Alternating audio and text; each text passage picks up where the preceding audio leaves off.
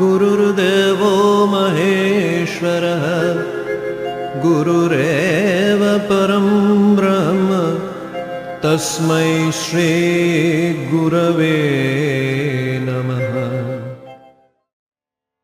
আজি দ্বিতীয় খণ্ডৰ 102 নম্বৰ অধ্যায়, পৃষ্ঠা নম্বৰ 115ৰ পৰা 118, শ্লোক 36ৰ পৰা 51। জয় শ্ৰী গুৰু ভাগৱত ডক্টৰ চন্দ্ৰভানু সৎপুথি ডাঙৰীয়াৰ দ্বাৰা ৰচিত আৰু শ্ৰী অঞ্জন শৰ্মা ডাঙৰীয়াৰ দ্বাৰা অনুবাদ। শ্ৰী গুৰু ভাগৱত। ভক্তৰ গুৰু হৰি সম, গুৰুৰো শিষ্য ব্ৰহ্ম সম। দুয়ো দুয়োকে ভিন্ন ৰূপে, বিচাৰে ৰূপে অৰূপেৰে। ভক্তৰ বাবে শ্ৰীগুৰুৱেই ঈশ্বৰ আৰু শ্ৰীগুৰুৰ বাবে শিষ্য হ'ল প্ৰভুৰ অংশ। দুয়ো এজনে আনজনক নিজা নিজা প্ৰকাৰে সাকাৰ আৰু নিৰাকাৰ ৰূপত বিচাৰে।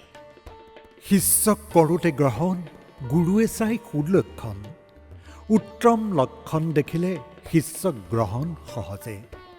শিষ্যক গ্ৰহণ কৰাৰ সময়ত শ্ৰীগুৰুৱে সেই ভক্তৰ মাজত ভাল ভাল লক্ষণৰ সন্ধান কৰে আৰু যেতিয়া উত্তম লক্ষণ দেখা পায় তেতিয়া সহজভাৱেৰে শিষ্যৰূপে গ্ৰহণ কৰে। ভক্তৰ কৰম প্ৰাৰব্ধ শ্ৰীগুৰুৰ হৈ থাকে জ্ঞাত, হিচাপ যে পাপ পুণ্যৰ শ্ৰীগুৰুৰ হয় গোচৰ।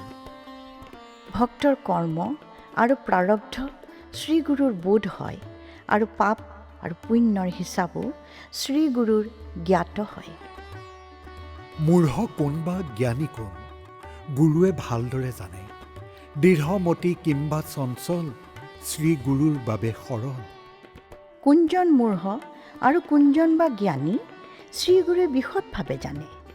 ভক্তৰ বুদ্ধি স্থিৰ নে চঞ্চল শ্ৰীগুৰুৱে তাকো ভালদৰে জানে।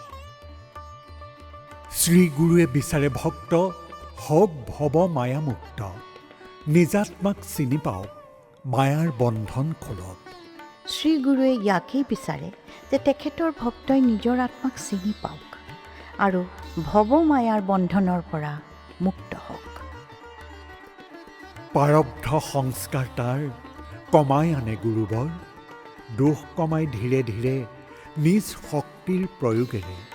শ্ৰীগুৰুৱে নিজৰ শক্তিৰ প্ৰয়োগেৰে ভক্তৰ দোষবোৰ লাহে লাহে কমাই আনি ভক্তৰ প্ৰাৰব্ধ সংস্কাৰ দুৰ্বল কৰি তোলে। সম্বন্ধ শ্ৰীগুৰু শিষ্যৰ হয় যে অত্যন্ত মধুৰ, নিতৌ চলে ভাৱৰ খেলা, যেন সেয়াও ৰাসলীলা। গুৰু আৰু শিষ্যৰ সম্বন্ধ অতি মধুৰ হয়। যদি সদায় এনেদৰে ভাৱৰ খেলা চলি থাকে, এনে লাগে যেন ৰাসলীলাহে অনুষ্ঠিত হৈছে। ভৱযাতনা ভুগি ভুগি ভক্ত হৈ পৰে বিতৰাগী। কোনোবা দিন অকস্মাতে ভক্তৰ বাবে গুৰু মিলে। যেতিয়া সাংসাৰিক যাতনা ভুগি ভুগি ভক্ত বৈৰাগী হ'বলৈ ধৰে, তেতিয়া সাংসাৰিক কষ্টৰ পৰা উদ্ধাৰ পাবৰ বাবে ব্যাকুল হৈ শ্ৰীহৰিক মাতিবলৈ ধৰে। পূৰ্বৰ পুণ্যৰ কাৰণে শ্ৰীহৰিৰ কৰোণা জন্মে। কোনোবা দিনা অকস্মাতে ভক্তৰ বাবে গুৰু মিলে। পূৰ্বৰ কোনো পুণ্য কৰ্মৰ বাবে এদিন ভক্তজনৰ প্ৰতি শ্ৰীগুৰুৰ কৃপা হয় আৰু অকস্মাত এদিন তেওঁ কৃপাৰ ৰূপ হিচাপে শ্ৰীগুৰুৰ সাক্ষাৎ পায়। কিদৰে তেওঁ গুৰু পাব? গুৰুৱে মাথো জানিব। নিজে দৰ্শন দিব পাৰে, স্বপ্নতো দেখা দিব পাৰে। ভক্তৰ জীৱনলৈ শ্ৰীগুৰু কেনে প্ৰকাৰে আহিব, তেখেতে ভক্তক স্বয়ং দৰ্শন দিব নে সপোনত দেখা দিব, এইবোৰৰ নিৰ্ণয় শ্ৰীগুৰুৱে কৰে। ছবিৰূপে আহিব পাৰে, প্ৰকটিব পাৰে স্বৰূপে, কিম্বা গুৰুৰ নাম শুনি ভক্ত গুৰুলৈ কৰে গতি। কেতিয়াবা ছবিৰ মাধ্যমেৰে বা প্ৰত্যক্ষ ৰূপেৰে শ্ৰীগুৰুৱে ভক্তক দৰ্শন দিব পাৰে, অথবা শ্ৰীগুৰুৰ মহিমা শুনি ভক্তসকল শ্ৰীগুৰুৰ কাষলৈও যাব পাৰে। কেতিয়াবা ভক্তক মাতে, পূৰ্বজন্মৰ কথা পাতে, আত্মাক কৰাই জাগ্ৰত, সমৰ্থ গুৰু দয়াৱন্ত। কেতিয়াবা কেতিয়াবা দয়াবান সমৰ্থ শ্ৰী সদগুৰুৱে ভক্তক নিজৰ কাষলৈ মাতি নি পূৰ্বজন্মৰ স্মৃতি সজীৱ কৰি আত্মাক জাগ্ৰত কৰে। ভক্তৰ আপদকালতে সাহায্য কৰে অন্তৰালে, যাতনাকো নিৰ্মূল কৰে শান্তি ভৰাই হৃদয়তে। কেতিয়াবা আকৌ ভক্তৰ বিপত্তিৰ সময়ত প্ৰচণ্ড ৰূপেৰে শ্ৰীগুৰুৱে সহায় কৰে আৰু যন্ত্ৰণাৰ পৰা ৰক্ষা কৰি ভক্তৰ হৃদয়ত শান্তি ভৰাই দিয়ে। কৃপা অহেতুক দেখিলে ভক্ত হতভম্ব হৈ পৰে, কৰোণা পাই অকস্মাতে চকুৰে হয় অশ্ৰুপাত। তেনে অহেতুক কৃপা লাভ কৰি ভক্ত স্তম্ভিত হৈ পৰে। হঠাৎ কৰোণা লাভ কৰি ভক্তৰ নয়নেৰে চকুলো সৰি পৰে।